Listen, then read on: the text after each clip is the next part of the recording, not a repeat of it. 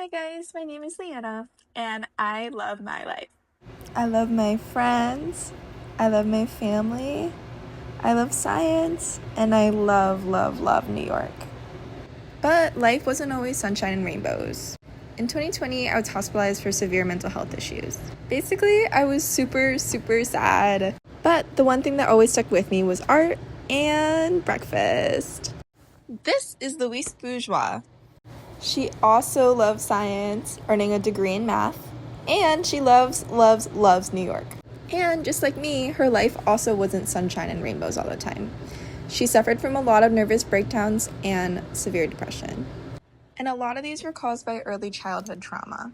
Her mother suffered from a lot of mental health issues, and her father had a long-time affair with their family's governess. This, of course, led to her struggling with mental health, therefore having a lot of intense mood swings. But she eventually got psychotherapy, just like me. But for her truest form of therapy was making art. One of her most famous artworks is called Mom, and it's absolutely terrifying. It's just gigantic spider that, I don't know if you guys have ever seen The Mist, but it just like super duper reminds me of those monsters. And they're very, very scary.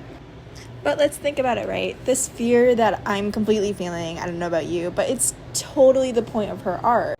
It's huge, it's scary, it's terrifying, it's super duper dark, but it's also an arachnid, it's also a weaver, it's also a creator, and in a way, it's kind of a mother. And I guess the way that you could put it is that these spiders are super big and bad and scary, but they're also protectors, they're also very elaborate, and they're very, very beautiful. And that's kind of the way she saw her mom. She also made a lot of artwork that focused on her own self-identity. Femme Mason is a series of artworks by Bourgeois in which the title is translated from French about women that are houses. The women are super exposed, super vulnerable, and none of the women are actually seen by the viewer, and nor can they see themselves because they're just completely a house.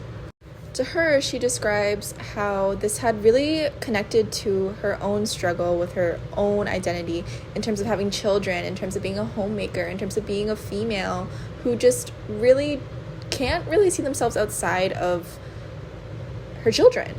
Their vulnerability also brings in the idea of shame.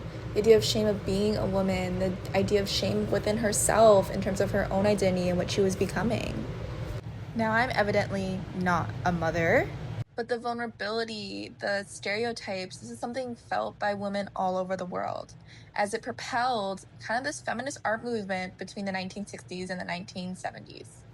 Now, why are me and her basically the same person?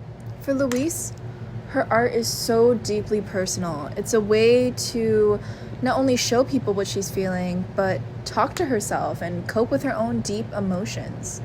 Now, I am not nearly as famous, talented, or amazing. I just wish there was a way to talk about how beautiful this woman is.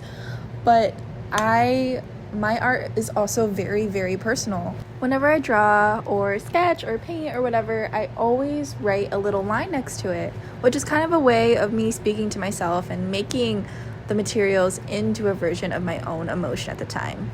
One of Louise's quotes is that her art is a form of restoration. It allows me to re-experience fear, to give it a physical form, and control it. For me, art is about capturing what I feel in the moment and kind of, I guess, controlling my own happiness and my own life. I also do this through journaling. I love journaling. So basically, this is me. This is her. Don't you see the resemblance? Both of us are able to translate our feelings and mental health into artistic expression, and there's just so much more about her. She's extremely talented and extremely famous for the right reasons, but she has this unique range to not only translate her emotions onto canvases, but through sculptures and weaving and fabric, and it's very, very beautiful, and it's often why she is considered the mother of art therapy. And with that, me and Louise leave you with two very big questions. Do you think everyone should do art therapy, or should maybe at least try it once? And do you think issues with early childhood trauma and sexuality is very private and shouldn't be displayed in museums like MoMA? Should they instead be kept to the therapy room? Thanks for listening.